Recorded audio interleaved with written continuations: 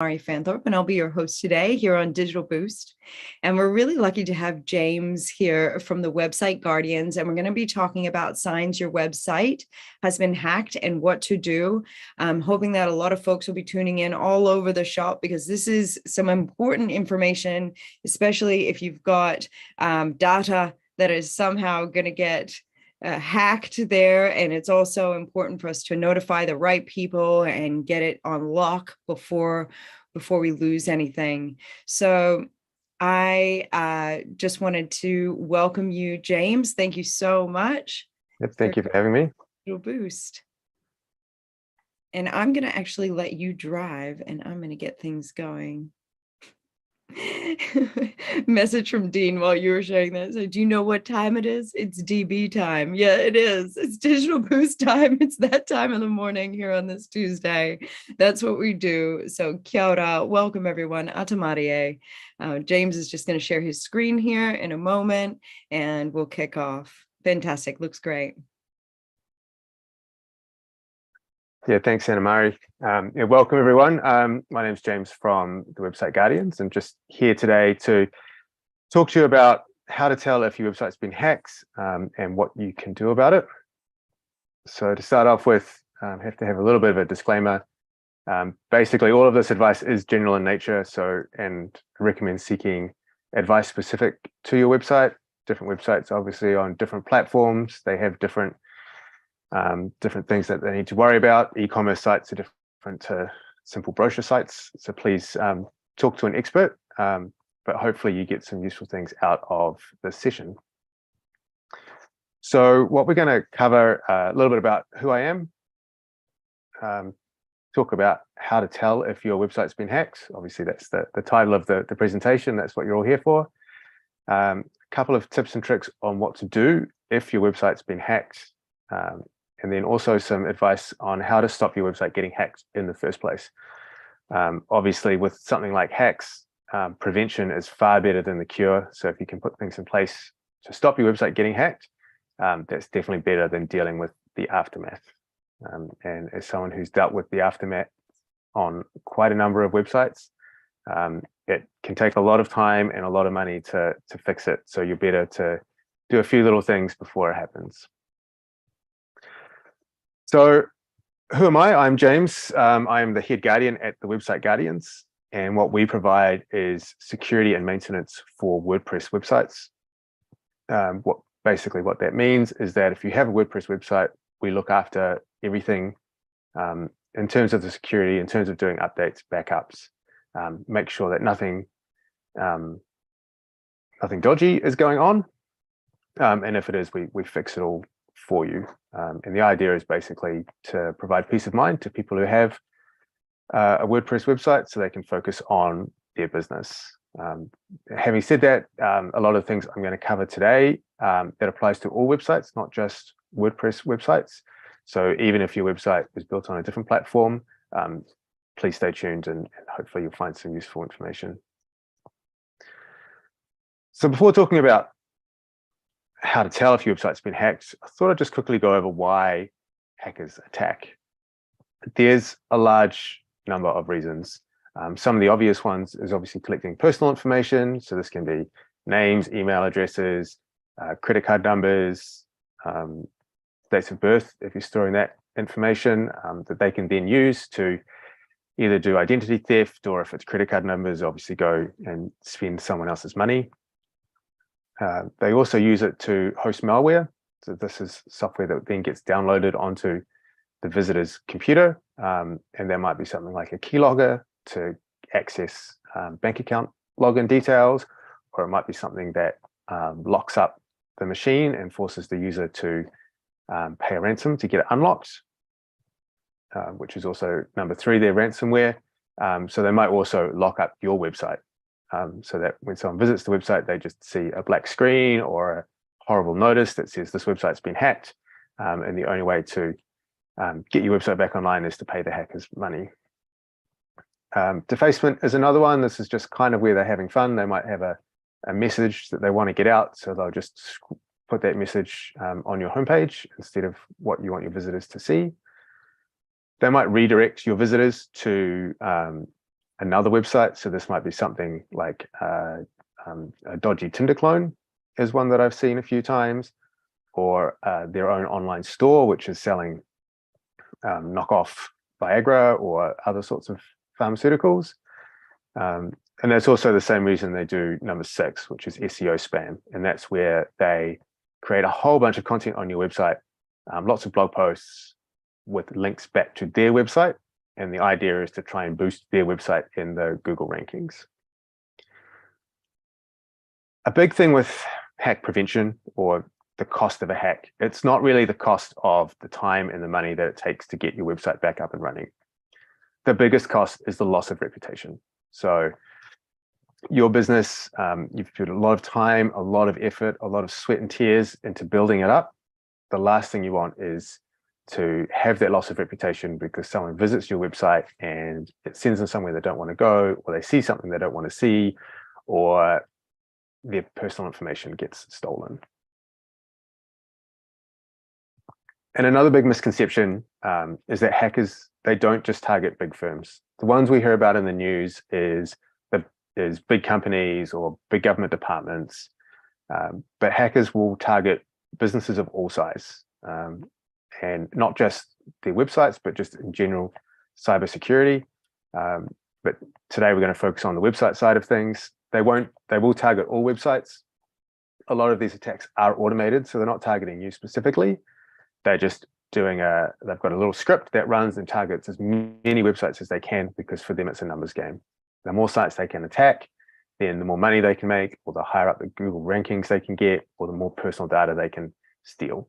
So basically, just because you're a small firm, you could still be a target. So please make sure you take the protections you need to take. So now onto the main topic, which is how to tell if your website has been hacked. Sorry. So I'm going to run through around 10 signs that you can look at to see if your website has been hacked. They don't all necessarily mean your website has been hacked, but it's definitely worth looking into if any of these apply to you. So the first one is that Google tells you. Now, there's numerous ways that this might happen, and they might not necessarily tell you, but they might be telling the people visiting your website. So if Google thinks your website has been hacked, when someone visits your website, they might see a horrible notice like this in their browser, or on the search results, they might just see this little notice here saying this site may be hacked. Now, neither of these are great user experience. They're going to stop people visiting your website. And the tricky thing with these ones is that you don't actually get notified. So it is worth occasionally Googling your own website just to make sure that it's showing up how you would expect. The other way you can find out from Google is using something called Google Search Console. So this is a tool that Google has to help you see how the Google search engine sees your website, and it provides advice on things that you can do to improve the readability of your website for the Google bot, but it will also show up some security issues and provide advice on how to fix them. So if you don't have Google Search Console set up, I highly recommend you go and set it up. Even if you don't do SEO, or you don't use Google as a main source of traffic, it's worth having this set up just for the notifications if something goes wrong. It's quite easy to do. If you just Google Search Console, they'll take you to the homepage and you can follow the instructions there. The second sign is that your hosting company disables your website. Now, a lot of hosting companies, they'll be monitoring all the websites on their platform to make sure that nothing has gone wrong. And if they see something that's gone wrong, they may disable your website for a couple of reasons. One is to protect the people visiting your website, but also to protect their own infrastructure. So some hacks put a lot of strain on the hosting infrastructure because it might be a part of a botnet, for example. So it's sending out lots and lots of requests, which is using up a lot of the resources on the server, and that's going to impact the other clients of that hosting company. So if they disable your website, that's obviously a sign that something has gone wrong. Now, they should notify you if this happens, and then you can get into a discussion with them about the best way of resolving the situation. The third thing to look at, and this is sort of related to the hosting companies again, is if your website's bandwidth usage has suddenly skyrocketed.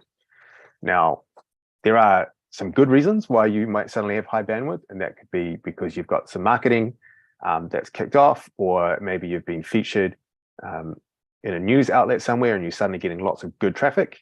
That's going to push your bandwidth up. So that's a good reason to have high bandwidth. If you haven't been doing any of that and suddenly you've got a lot of bandwidth usage on your website, that's a sign that maybe something's gone a bit amiss, and a good idea to jump on and check out and see what's happening. Like I said, not all of these imply that your website has been hacked, but it's worth checking out all of these, A, just in case, and B, sometimes it can help improve your website, such as with this one, which is that your website is suddenly really slow. Now, again, there are lots of reasons why your website could suddenly be slow. Perhaps the server all its resources are being used by another site on that server. Perhaps you did an update and the new update is causing your website to run slow. But again, if you haven't done any of those, and your website is suddenly running really slow, it's worth having a look and finding out why. Hopefully it's an innocent reason and you can quickly get it fixed. Number 5, and this is a really obvious one. So your website slowing down might not be that obvious. And so just the way to check that is to use something called Google Page Speed Insights and just regularly check your website in that tool and make sure that hasn't gotten slower. So number 5 is that your website goes somewhere else. So someone types in your domain name and instead of ending up on your website, they end up somewhere else. Now this could be absolutely anywhere. And is obviously a really good sign that something has gone really wrong, and a really good sign that your website has been hacked. So this is one of the ones when I talked about the reasons that people hack websites. And one of the reasons was to redirect your user to their, like I said, dodgy Tinder clone is something that I've seen quite a bit, or their online store selling knockoffs of Viagra or other things.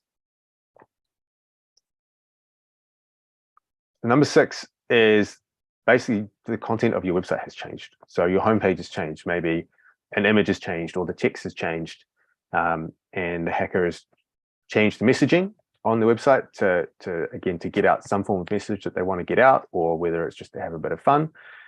Again, it's an obvious sign that something's gone wrong, and a regular reminder that you need to be checking your website frequently, just to make sure everything looks like it should. Number 7 is when you start seeing a lot of new users added to the back end. In particular, if you see administrator users getting added, and this applies to any platform, it's worth just occasionally checking to make sure that all of the users that are on there are users that you expect. Now, what I have seen is that the hackers will create new administrator users, but they don't actually use them. They just have them sitting there so that they're available to them in the future. So if you find any new users that have been added that you don't expect, it's safe to delete them. Number 8 is when you get new blog posts, and usually this comes in the form of like hundreds or thousands of blog posts, and the text will have absolutely nothing to do with your website. A lot of it is random. The reason the hackers do this is that within those blog posts, they include links back to their website. And what they're trying to do is improve their Google rankings, because one thing Google looks at is the number of websites and the authority of the websites that are linking to your website. So I've seen this on numerous occasions again, where the hackers have gotten in and just added thousands and thousands of blog posts. And again, it's something that you might not notice. You won't necessarily get a notification that new blogs have been added to your website. It's where you need to be just regularly checking your website, make sure everything looks as though it should. Number 9 is where pages have been edited. Now, this one can be a little bit harder to see because usually it's a real subtle change, and it might not be on the home page. It might be on your about page. It could be anywhere. And it's where the hackers, usually what they do is they add a link. So they'll just take a bit of one of the words in your text and turn it into a hyperlink back to their website. So it can be pretty hard to spot. So again, if you're just regularly monitoring your website, checking in the back end, checking the last edits dates for pages and posts, and if there's one that you didn't expect to get edited, maybe just having a little bit of a deeper look to see what is going on there. And the final one I'm going to talk about today is if there's any unexpected output or errors on your website. Now, again, this is one that just because you're seeing errors or unexpected output, so the unexpected output could be maybe some text, black text on a white bar at the top of the screen above your navigation bar, or it could be stuff that looks like computer code, or it could be lots of squares, which is where you've got a rendering issue from the Unicode characters. Anything that looks a bit amiss. Again, this can be caused because you've just done an upgrade to the software, and there's a conflict somewhere that's causing an issue. But it can also be caused by hackers getting in and planting their software on your server, and that's generating this output. So again, the main way to catch this is just to be regularly checking your website or using some of the monitoring tools that are available out there that will let you know if something has changed on your website. So that's 10 signs to look for that potentially your website has been hacked. At this point, does anyone have any questions before I move on to what to do if you find any of these signs? So I've just kind of dropped in the chat. If anybody has questions, just drop them in the chat. This is a webinar style, so it's the best way for you to communicate with us. Yeah, maybe we're just absorbing right now. You might want to move on, but we can come back to those questions if you have them, guys. Yeah, feel free to ask questions at any time. I'm happy to jump back and answer them. Oh, sorry, let me just hide that chat box there.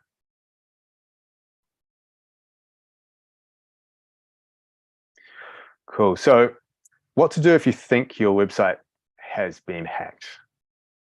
So the first and most important thing is don't panic.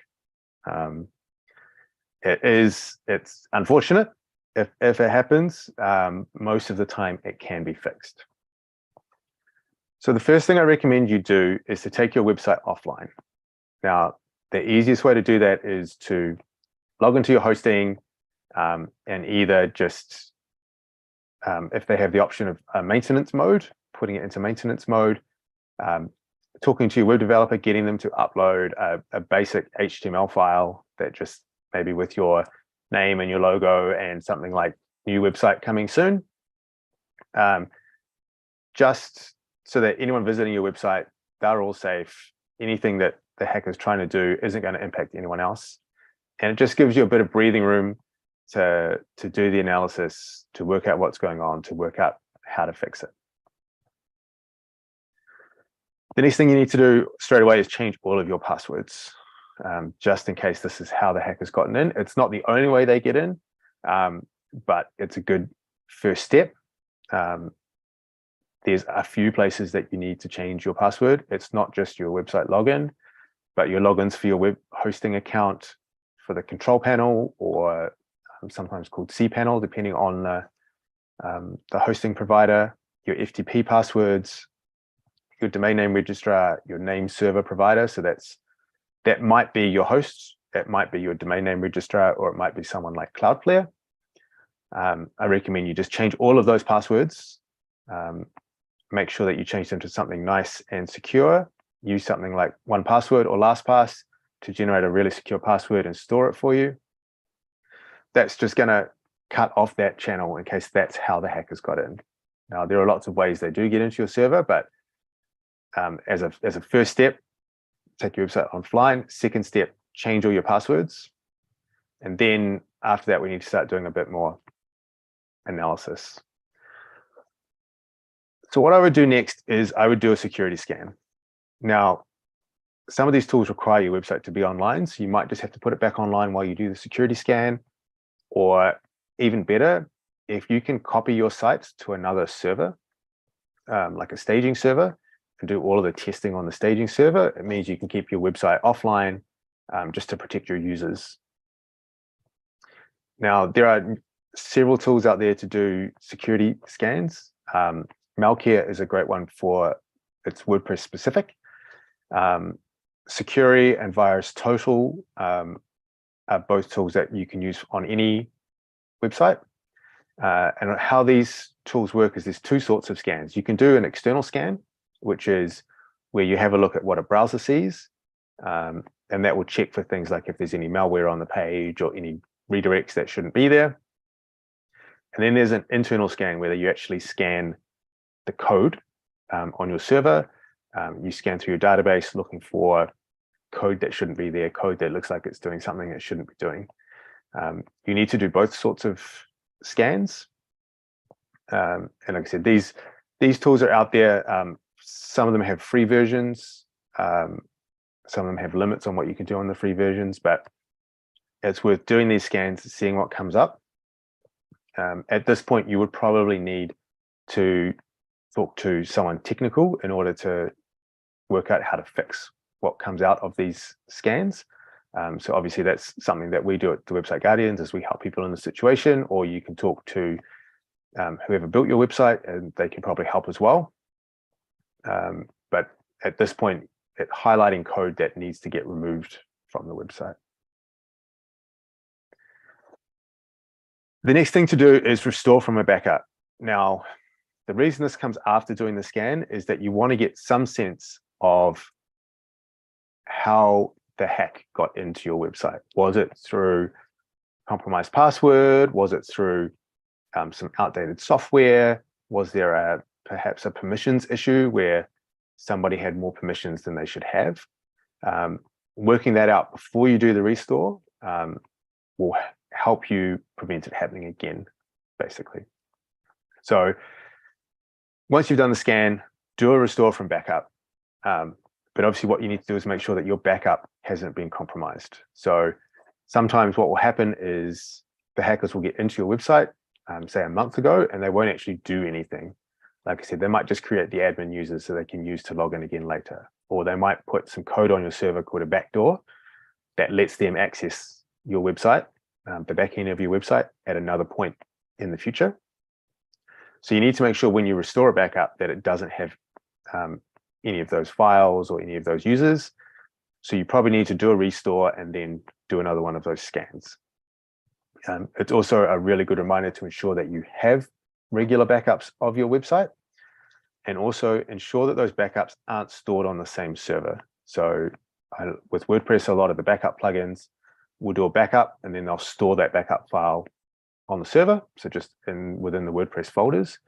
But they also have the option of copying that backup to something like OneDrive or Google Drive or Dropbox. Please do that. Please make sure you're backing up, and make sure you're backing up to another server. And the reason we do that is that if your website gets compromised, and maybe your server gets compromised, and you need to basically delete the server and start again, you need to make sure you've got a backup somewhere. There's also the chance that if you've got backup files on your server, that the hacker can get in and compromise those backup files so that all your backups have that backdoor, for example, in them. So make sure you back up, start backing up now. If you don't have backups for your website, going to a third party, do that this afternoon. It's super critical that you have that, and that will make recovering from a hack so much easier, because you can just restore the backup and then keep going. If you don't have the backup, then we have to go in and try and remove things manually, which is time consuming and expensive. And the big thing with it being time consuming is, remember that your website will be down while this is happening. It's just going to have that new website coming soon page. So if you're an e-commerce store, for example, you're not going to be able to sell anything. If you're, say, providing a service and a client gets referred to you, they're not actually going to be able to find out any information about you. So having reliable backups is the best way to recover from a hack like this. So once you've either restored from backup or someone's gone in and manually cleaned it, cleaned up all the data, you need to make sure you update everything. So we updated passwords earlier on. This is, I'm not sure if I have a list, I do. Updating things like your plugins, any themes, the content management system such as WordPress or Joomla or Drupal or whatever you're using that your website runs on. Updating your database software, updating any server on the software, updating any firewalls. Now, you may not be able to do some of these depending on your host. Your host might have things locked down and controlled. In that case, it's worth just messaging them to see that everything is up to date. So a good example is if your server is running PHP, PHP version 7.4 a couple of weeks ago stopped getting security updates. So if you're running PHP 7.4, you probably want to make sure your host has upgraded you to PHP 8 or above. The next thing, and this is probably the hardest thing to do, and this comes back to the biggest cost of a hack, is your loss of reputation. And this is that you need to tell your customers. Now, depends obviously on your website, what information is stored, on whether you need to do this. If your website just lists your services and it's got a contact form and you don't store that contact form submissions on your website, you probably don't need to notify your customers. But if you're an e-commerce store and you've got customers' names and addresses and phone numbers, you would need to tell them that potentially their website, their information has been compromised. And this, again, this comes back to that loss of reputation is the biggest cost of your website getting hacked, because it's not something that you want to have to do.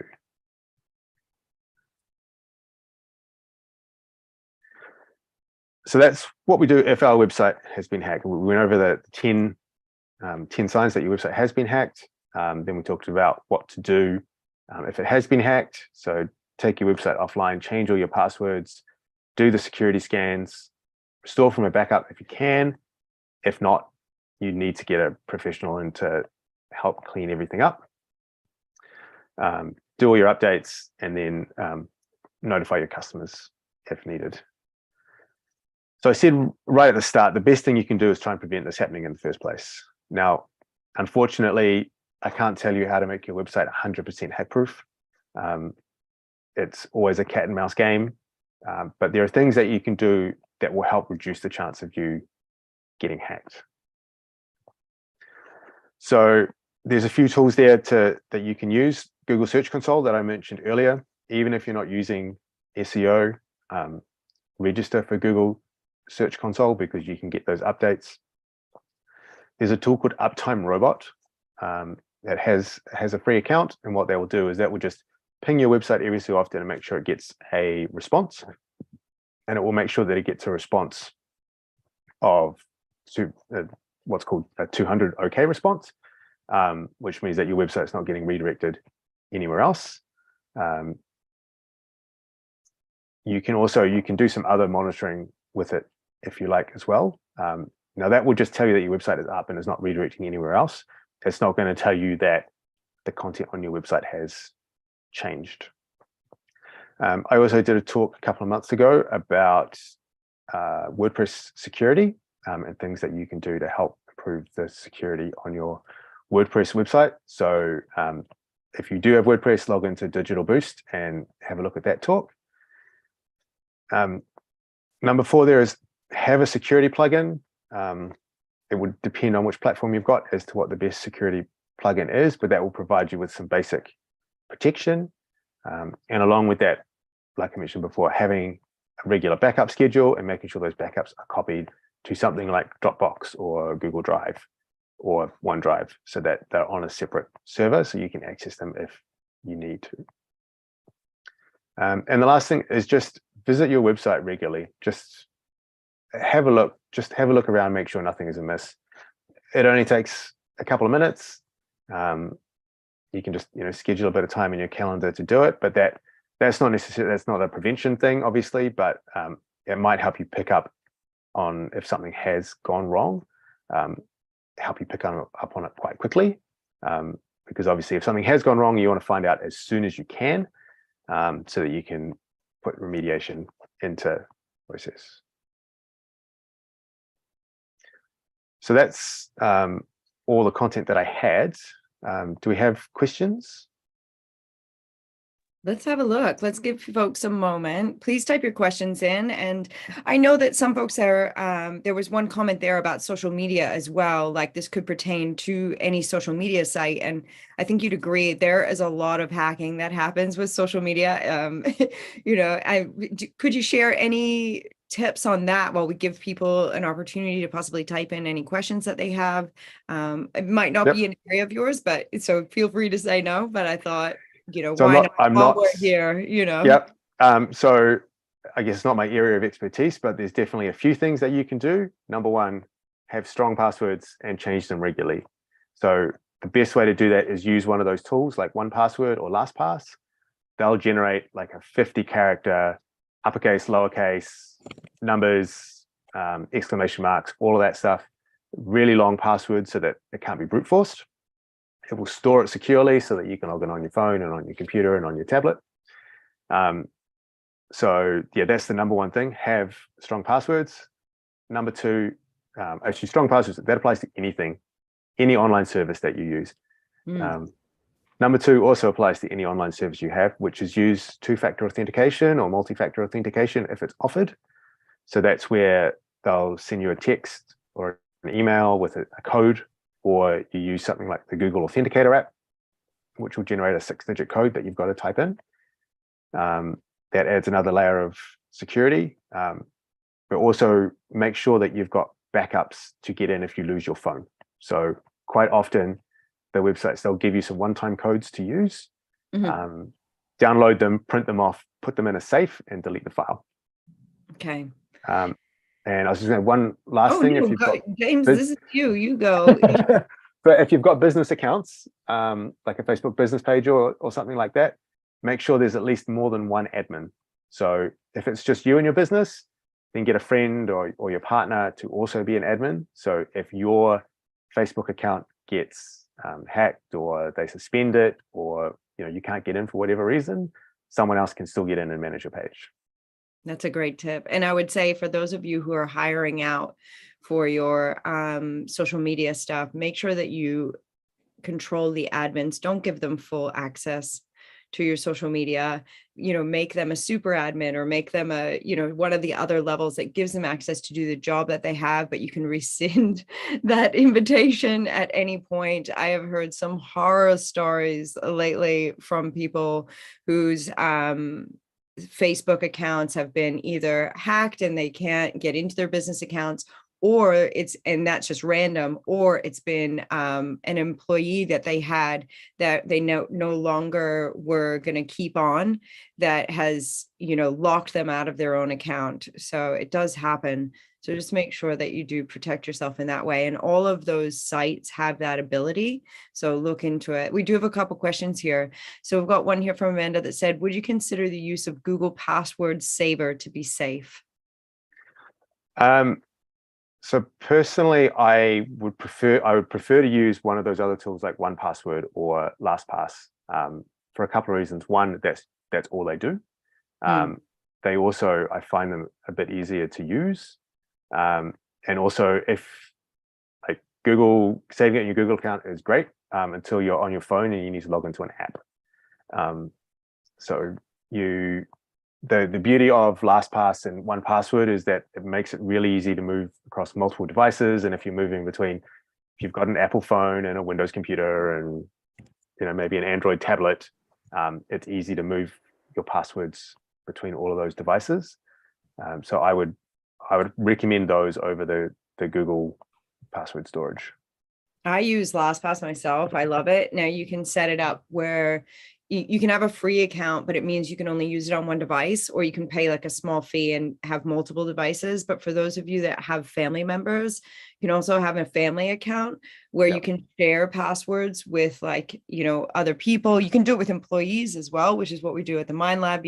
I'm shared passwords for accounts like like this. But then if I stop working for Digital Boost, they can take that password away. I can't actually see the password. It just it allows me to log in to certain sites. So it's super handy. I've dropped the link for LastPass in there. I can grab the other one. Another question here. I assume if we used an outfit to build and host our website, they should have all that in order, but worthwhile checking that they have? Question. Yep. So I'll just quickly go back to the password managers first. Another thing password managers are really good for is, like I said, sharing passwords. So if I've got a client, for example, and they need to give me a login, and say their hosting account doesn't let you have multiple accounts, you can use LastPass or 1Password to securely share that password with a developer or a trusted third party. Because please don't email passwords. It's a very insecure way of sharing passwords. So use a tool like LastPass or 1Password to share your passwords. Now to that question about if you got someone to build it, they should have it all in order. Yes, they should. But yes, it's definitely worth checking. And another thing is that they might all be in order when you have the website built. Mm-hmm. But if you're not looking after it over time, then some of these, you may start getting security issues. So, with software, new security holes are discovered all the time, and then the developer will release a patch, and then you need to apply that patch or that update to your website. So you need to make sure somebody is doing that. So if someone built your website, they might have you on a retainer or a care plan or something where they'll be doing that. If you built it yourself, or someone just built it for you and then gave it to you to host somewhere else, you'll need to make sure that either you're doing that yourself or you're getting someone to do it for you. But definitely worth asking the question and just saying, if you've got a monthly retainer, just asking what's included. I'm actually just on that topic of, yes, sure, often they do have it set up, but sometimes you need to do updates and you need to do things like that. I'm going to be running a session next year with Louise Arden, who's going to do a session on 365 on Microsoft, because it's often seen as, it is a really super safe system to use, but you have to actually set it up properly. So we're going to do a workshop on what buttons to tick, why those are important. So that'll come in next year when we kick off.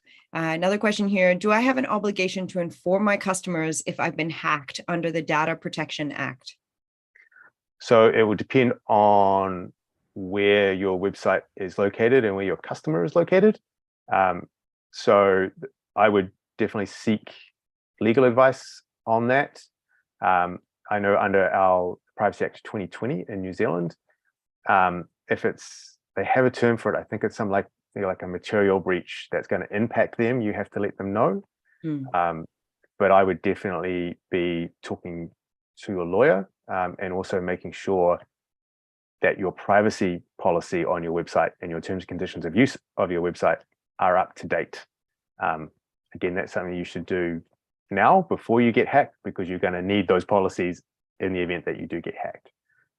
But yeah, it's definitely a check with your lawyer on that question. Yeah, great advice.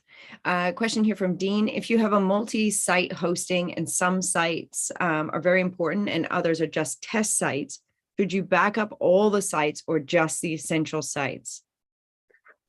You need to back up any site you want to be able to get back.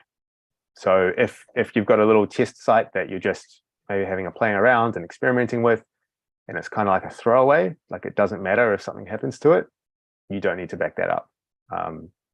I tend to back up all my websites just to be safe, because even if it's a fun one, you want to delete it on your own terms. You don't want it to get taken down by someone else. So yeah, I would be backing up everything, and also make sure you're keeping those not so important sites or those sites you're just experimenting with. Make sure you're keeping them up to date, because quite often you might go, okay, my two main sites for my business, I've got a plan in place to do an update every month and to do a security scan every month, and you sort of forget about those little sites. But you want to make sure they're being updated as well. Yeah, great. Right. I hope that helps, folks. This has been a really great session. I'll give you another moment just in case you have a question that's kind of popped up from another question. Yeah, did it all update on the site yesterday. Great job. So this is a great way for you to get in touch with James and the website Guardians. They can help you out and give you some advice in that area, or, take care of you. Oh, and you've made us a resource list. Oh my gosh, how wonderful. Is there any way you could drop that link in the chat? Yes. So yeah, please, maybe